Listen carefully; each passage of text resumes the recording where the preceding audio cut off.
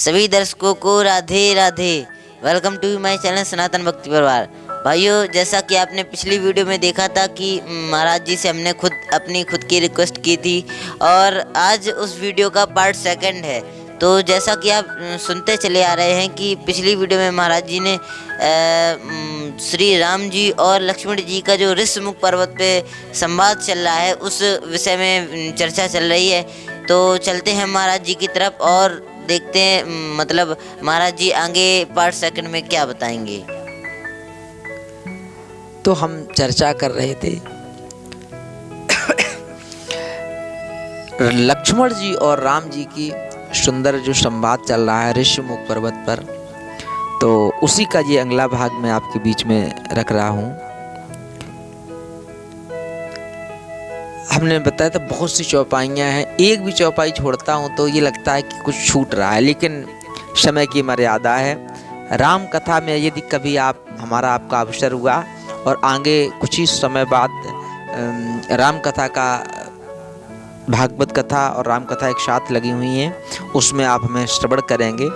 तो तब तक आप ये प्रसंग को यहीं पर सुनिएगा, फिर उसमें आप चर्चा अलग करेंगे। निशितम घनी खदोति विराजा जनु दम्भिनी करे मिला समाजा। जरा कल्पना करिए, सूर्य के अलावा धरती को कोई प्रकाशित कर पाता है क्या? नहीं, लेकिन रात्रिकालीन में उस समय जुगनू बहुत हो जाते हैं और ऐसे झुंड के झुंड रहते हैं जैसे इस कलयुग में दंभियों का समाज यानी कि पाखंडियों का समाज ऐसे अपने अपने ज्ञान की डींग हाँकता है जैसे सूर्य के समक्ष जुगनू।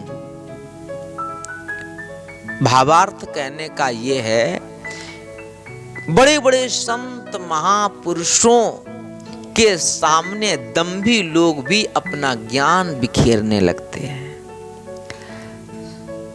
अगली चौपाई माताओं बहनों से संबंधित है, लेकिन कोई बुरा ना माने, यथार्थ है। इस जो चौपाई बोलने जा रहा हूं, एक बार मैंने मंच से बोली तो किसी को लोगों को लगा महाराज ऐसा नहीं हो सकता है। पहले चौपाई सुने। महावृष्टि जल फूटे कियारी और जिम स्वतंत्र भय बिगिरह नारी। जब भयंकर वर्षा होती है तो खेत की जो क्यारी चारों ओर मेढ़ें पड़ी होती हैं, जो बंधन होता है वो फट जाती हैं और पानी इधर उधर निकल जाता है। ऐसे ही जैसे कि स्वतंत्रता पा करके स्त्रियां बिगड़ जाती हैं। अब हो सकता है हमारी माताएं बहनें बहुत सी सुन रही होंगी, वो सोच रहे होंगे स्त्रियों को परतंत्र रहना चाहिए, स्वतंत्रता नहीं, आज़ादी नहीं। देखिए, मैंने नहीं लिखा है, ना ही आप इसमें कुछ कहें। ये जो गोस्वामी तुलसीदास जी बाबा ने लिखा है रामायण के अंदर, वो मैं आपके बीच में रख रहा हूँ। और सही इसलिए मान रहा हूँ कि जब रामायण पूरी हो चुकी थी तब इसको प्रमाणित करने के लिए कोई संसार का इंसान नहीं आया, कोई नेता अभिनेता नहीं आया, अपितु स्वयं भूत भावन बाबा भोले शिव जी स्वयं उन्होंने इस पर सत्यम शिवम सुंदरम कह लिख करके इसको सही सिद्ध किया है। इसलिए शिव जी की बात को हम पूर्ण रूप से मानते हैं। देखिए, यथार्थ है। हो सकता है कि बात कोई कुछ भी कहे, लेकिन यथार्थ यही है, अधिक स्वतंत्रता मिलने पर घर की देवियां उनके अंदर बिगड़ने के चांस ज्यादा हो जाते हैं। इसलिए मेरा सभी से निवेदन, चाहे बेटियां हों अथवा बेटे हों, स्वतंत्रता माता पिता को इतनी नहीं देनी चाहिए कि वो बिगड़ सकें। अगली चौपाई है। कृषि निरावही चतुर सुजाना जिम बुद्धता जाहे मोह मद माना। जो होशियार किसान हैं वो किसान लोग खुरपी से, फावड़ा से इत्यादि उपकरणों से खेती को निराते हैं, फसल को सुरक्षित और खरपतवार को काट काट के बाहर फेंकते हैं। सभी नहीं, जो चतुर किसान होते हैं वो ऐसा कार्य करते हैं। और कैसे करते हैं? ठीक उसी प्रकार से जैसे विद्वान लोग, ज्ञानी लोग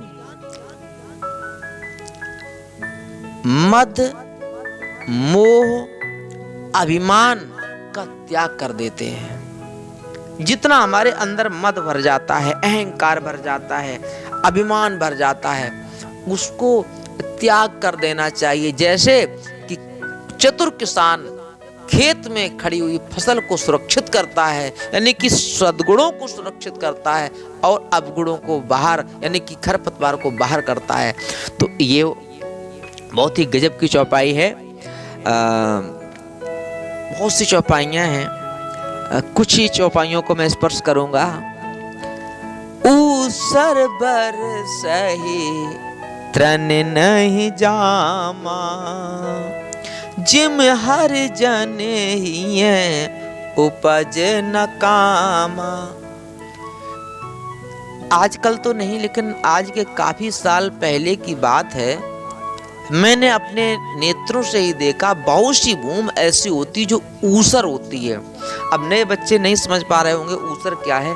ऊसर एक ऐसी भूमि जहाँ पर खेत में, मतलब उस भूमि पर कोई हरी भरी घास भी नहीं उगती है। कितनी भी वर्षा हो जाए वो मिट्टी ऊसर की होती है। तो ऊसर बरसे तृण नहीं जामा, एक भी घास उसमें नहीं उगती है। क्यों? वर्षा तो हो रही है, नहीं उगती है, क्योंकि वो उपजाऊ मिट्टी ही नहीं है। ऐसे ही लिख रहे हैं कि कैसे जैसे हरि के जन, यानी कि भगवान के भक्तों के हृदय में कभी काम वासना उत्पन्न नहीं होती, उगती है, उगना नहीं चाहिए। यदि किसी हरि के भक्त के हृदय में काम वासना उत्पन्न होती है तो निश्चित रूप से कहीं ना कहीं वो हरि से, भक्ति से वो विमुख है। इसलिए हमारा निवेदन, भगवान के भक्तों के अंदर काम वासना ऐसे ही उत्पन्न बिल्कुल नहीं होना चाहिए जो ऊसर में एक भी तिनका नहीं जमता है। बहुत कुछ है, मैं एक चौपाई कहूंगा, फिर कभी कथा में आपको विस्तार से मैं इसका वर्णन करके प्रसंग को रखूंगा। सुखी मीन जे नीरी अगाधा, जिमि हर शरण न एकहु बाधा। असली पूरी चौपाइयों का जो मुख्य तत्व है उसको समझो। वो मछली सुखी है। कौन? जो अगाध जल में है। जैसे कोई छोटा सा तालाब हो, छोटा सा कोई स्थान हो, उसमें कोई मछली हो, तो मछुआरे के पकड़ने की संभावना ज्यादा रहती है। क्यों? थोड़ा जल है, उसी में कोई ना कोई प्रयास करके पकड़ लेगा। लेकिन कल्पना करिएगा, वही मछली यदि कोई विशालकाय समुद्र में है तो क्या पकड़ने की संभावनाएं हैं? उसमें कम संभावनाएं होती हैं। लेकिन यहां तो मैं कम शब्द का प्रयोग कर भी रहा हूं। यद्यपि मछली सुखी रहती है। क्यों? ज्यादा जल है। सुखी मीन जे नीर अगाधा, अपार जल में मछली सुखी रहती है। कैसे? बोले जिम हर शरण न एको बाधा।